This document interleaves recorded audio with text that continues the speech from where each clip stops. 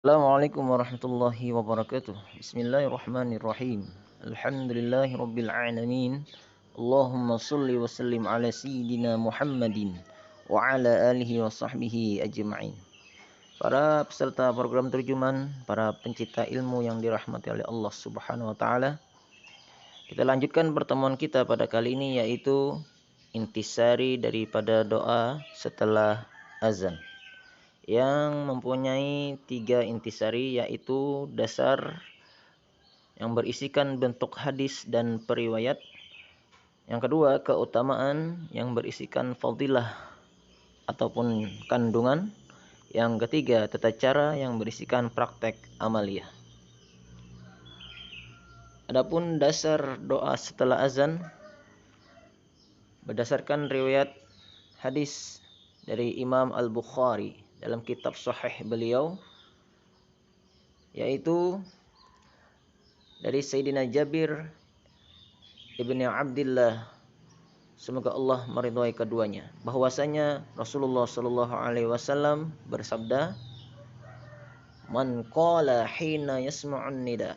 Barang siapa yang mengucapkan ketika mendengarkan panggilan azan, Allahumma rabb hadhihi da'wati tammah was salatil qa'imah ati Muhammadanil wasilata wal fadilah wa ba'athhu maqaman mahmudanil ladzi wa'adtah halat lahu syafa'ati yaumal qiyamah. Barang siapa yang mengucapkan Allahumma rabb hadhihi da'wati tammah sampai pada kalimat wa ba'athhu maqaman mahmudal ladzi wa'adtah halat lahu syafa'ati yaumal qiyamah, maka halallah bagi dia syafaatku di hari kiamat. Kemudian juga dasar doa setelah azan ini berdasarkan juga pada hadis yang diriwayatkan oleh Imam Al-Baihaqi, yaitu dari Sayyidina Jabir ibn Abdullah, semoga Allah meridhai mereka berdua, yang telah berkata, bersabda Rasulullah sallallahu alaihi wasallam, "Man qala hina yasma'un nida." Barang siapa yang mengucapkan doa ketika setelah mendengarkan azan, Allahumma inni as'aluka bihaqqi hadhihi da'wati tammah was salatil qa'imah ati Muhammadanil wasilata wal fadilah wa ba'athhul maqamal mahmudal ladzi wa'adtah innaka la tukhliful mi'ad halat lahu syafa'ati. Barang siapa yang mengucapkan Allahumma inni as'aluka bihaqqi hadhihi da'wati tammah sampai kalimat innaka la tukhliful mi'ad, maka halallah bagi dia syafaatku. Dari dua riwayat hadis ini, maka digabungkanlah doa setelah azan dari Allahumma rabb hadhihi da'wati tammah sampai diakhiri dengan innaka la tukhliful mi'ad. Kemudian dibuatkanlah intisarinya, yaitu intisari yang pertama berisikan dasar, intisari yang kedua berisikan keutamaan, dan yang ketiga adalah praktek amaliyahnya atau tata caranya. Dan ini diwajibkan dihafalkan untuk menjadi bahan munaqasyah terjuman nanti. Dasar membaca doa setelah azan adalah anjuran Rasulullah sallallahu alaihi wasallam sebagaimana diriwayatkan Imam Bukhari dan Imam Baihaqi. Keutamaan orang yang menjawab azan dan membaca doa setelahnya adalah mendapatkan syafaat Rasulullah sallallahu alaihi wasallam kelak di hari kiamat.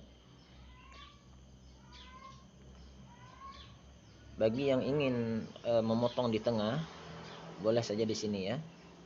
Keutamaan orang yang menjawab azan, boleh diberikan tanda koma, dan membaca doa setelahnya adalah mendapatkan syafaat Rasulullah sallallahu alaihi wasallam kelak di hari kiamat.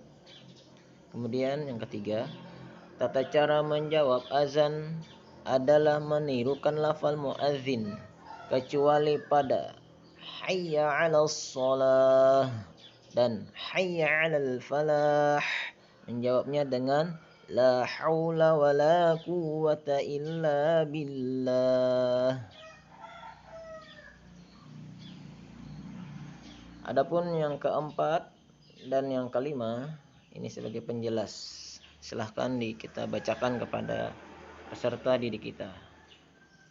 Kemudian selanjutnya cara menjawab azan yang diriwayatkan oleh Imam Bukhari dan Imam Muslim dalam kitab sahih mereka berdua, yaitu dari Abi Sa'id Al-Khudri radhiyallahu an, Rasulullah sallallahu alaihi wasallam bersabda, "Idza sami'tumun nida faqulu misla ma yaqulul muadzin." Jika kalian mendengarkan panggilan azan, maka ucapkanlah sebagaimana yang diucapkan oleh muadzin. Atau kalau Rasulullah sallallahu alaihi wasallam. Kemudian selanjutnya kisah mengenai asal mula azan ini berisikan 3, yaitu isinya yang berisikan kisah atau hikmah menunjukkan apa, kemudian pesan oleh karenanya kita harus, dan harapan agar kita dikaitkan dengan materi.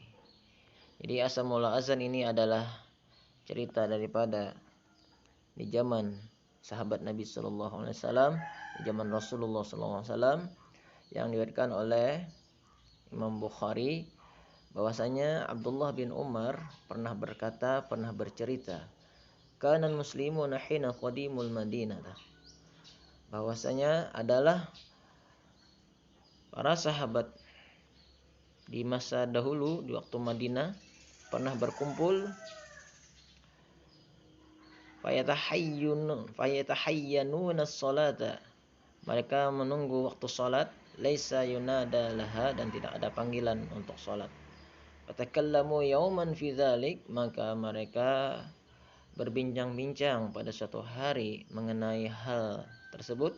Faqala ba'duhum, maka berkata sebagian daripada mereka, ittakhadhu naqusan misla naqusin nasara, pergunakanlah oleh kalian lonceng sebagaimana orang-orang Nasrani menggunakan lonceng.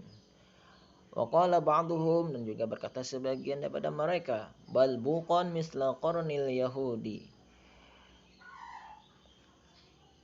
bahkan gunakan saja trompet seperti mana trompetnya orang-orang Yahudi.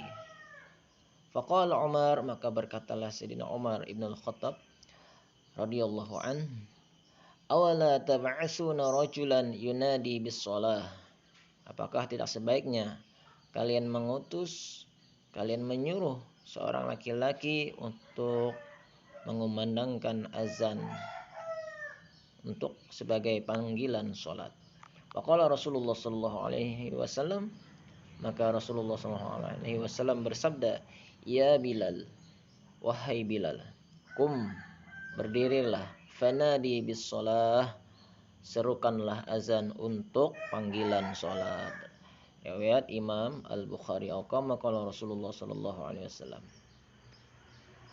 Dan juga lafal-lafal muazin,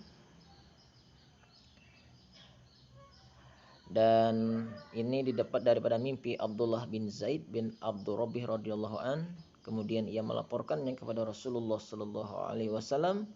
Lalu oleh Rasulullah sallallahu alaihi wasallam ia diperintahkan untuk mengajarkannya kepada Bilal radhiyallahu an.